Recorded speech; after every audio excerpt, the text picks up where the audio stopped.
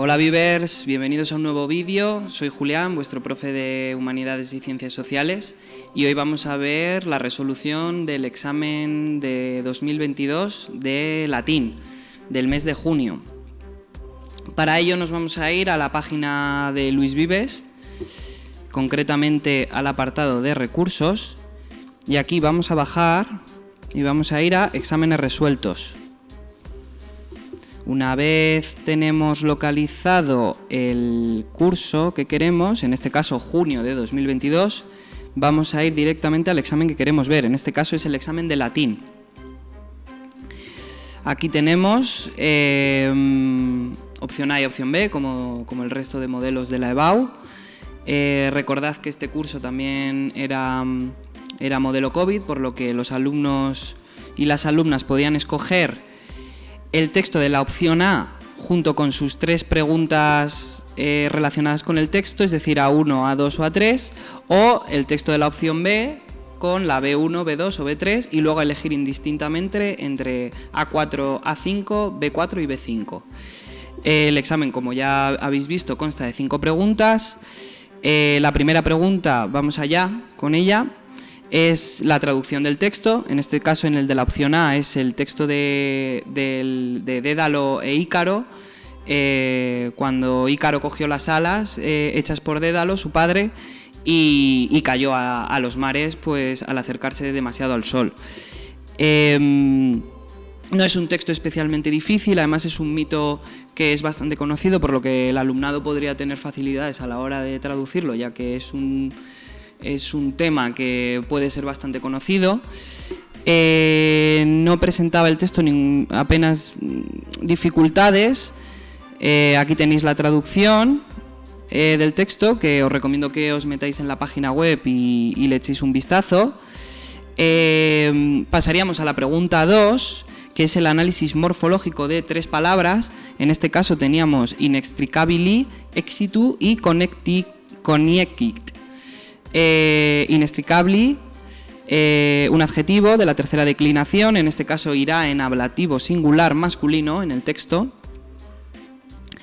En cuanto a exitu, salida, un sustantivo de la cuarta declinación en ablativo singular masculino también. Y finalmente coniecit, del verbo conicio is ere conici coniectum, que significa disparar, reunir o conjeturar. En este caso irá en participio de activa, de tercera persona singular del pretérito perfecto de indicativo. Recordad que es respecto al texto, ¿vale? Es verdad que en muchos casos los casos coinciden, entonces tendréis que seleccionar el caso que sea correspondiente al que habéis visto en el texto, ¿de acuerdo? Pasamos a la pregunta 3, que está compuesta por 3 enunciados de A, B, C. En el A nos piden indique qué tipo de oración es in quo est conclusus, que es una oración de relativo con función de complemento del nombre. En el análisis sintáctico vemos que la oración es itaque daedalus penas sibi et Ícaro filio suo fecit. Es una construcción ilativa, en el que el nexo es itaque, de este modo, así pues, y luego pues la estructura normal con Dédalus como sujeto, que está en nominativo, penas en acusativo plural, sibi et Ícaro filiu sería el caso dativo, es decir, el complemento indirecto, penas sería el complemento directo al estar en acusativo, y el verbo fecit en tercera persona del singular. No es una oración que presente muchísimas dificultades a la hora de analizarlo, tampoco el análisis debe ser muy exhaustivo, por lo que aquí tenéis el análisis que ofrecemos nosotros. Y luego el C localiza en el texto 2 complementos circunstanciales. En nuestro caso hemos elegido in custodiam e in mare, ambos en custodia de circunstancial de modo e in mare de circunstancial de lugar. Pasamos a la pregunta A4. En esta pregunta nos piden la etimología relacionada con las palabras mare y el sustantivo mare y el verbo facio. En el caso de mare, que significa mar, no podemos poner etimos directos, Entonces hemos elegido maremoto, ¿vale? El terremoto del mar. Y facio, que es el verbo hacer, hemos puesto deshacer, es decir, hacer una cosa que vuelva a ser como antes de ser hecha. ¿Vale? Recordad y tened cuidado que no podemos poner el etimo directo, ¿vale? Que tenemos que elegir una palabra derivada del etimo directo. Pasando al B, nos preguntan por los cambios fonéticos. Otra pregunta que se repite siempre, tanto en las dos opciones. En el caso de esta opción, vemos que la palabra latina elegida es filium, y nos piden 2 cambios fonéticos para pasar al castellano. Hemos elegido la pérdida de la consonante M al final de la palabra, filiu sería el resultado, y la apertura de la U que se convierte en una O, es decir, filio. El resultado final será hijo, ¿vale? Después de estos 2 cambios sufre algunos más que también se pueden enunciar, como que la F al principio de las palabras se convierte en H, en fin, los cambios que ya conoceréis sobradamente. Por último, la pregunta de literatura, en este caso nos pedían 2 representantes del género épico latino y unas de sus obras más conocidas. Nosotros hemos elegido Livio Andrónico con su versión de la Odisea y Publio Virgilio Marón con la Eneida. 2 clásicos de los que no podían faltar para esta pregunta. Pasando al texto B, en este caso es un texto de César, en el que pues ya sabéis que César fundamentalmente escribió textos historiográficos. En este caso es un texto que gira en torno a la derrota que sufrieron los germanos por parte del ejército romano. Y bueno, creo que este texto es un pelín más complicado. Probablemente yo habría optado por hacer el texto de la opción A, ya que es un tema un poco más ameno, y yo creo que siempre se os puede hacer un poco más ameno un mito que lo que es historia pura. Y nada, os recomiendo que os leáis la traducción hecha por nosotros, la traducción que hemos ofrecido. Recordad que si tenéis alguna duda o algo siempre nos podéis escribir. Pasamos directamente a la pregunta B2, en este caso otra vez el análisis morfológico, en este caso de las palabras castris, perveniscent y reliqui.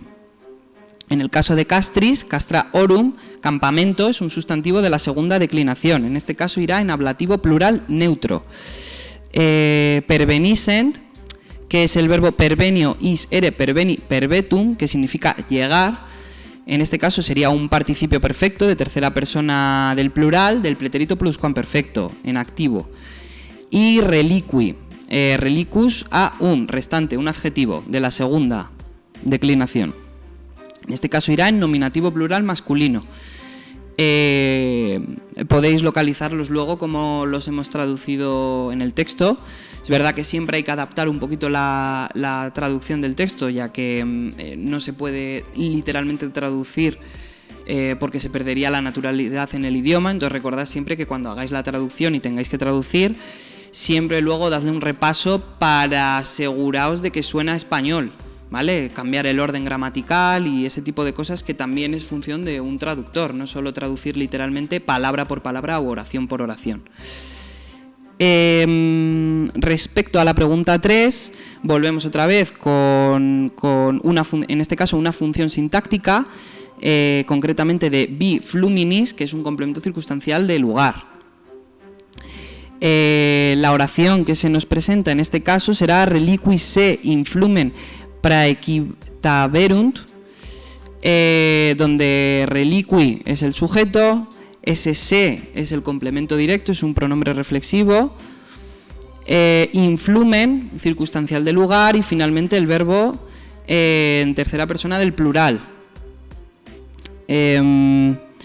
Y finalmente el tipo de oración que tenemos aquí es cum ad confluentem mosae et reni perveniscent, es una oración subordinada a construcción temporal o adverbial de tiempo, como prefiráis llamarla. Recordad que el nexo cum introduce este tipo de oraciones. Pasando a la pregunta 4, en este caso la de las etimologías, las palabras que vienen etimológicamente de palabras del latín. En este caso tenemos arma orum, que es arma. Hemos elegido el etimo armamento, la palabra derivada de arma, un arsenal de armas, vaya.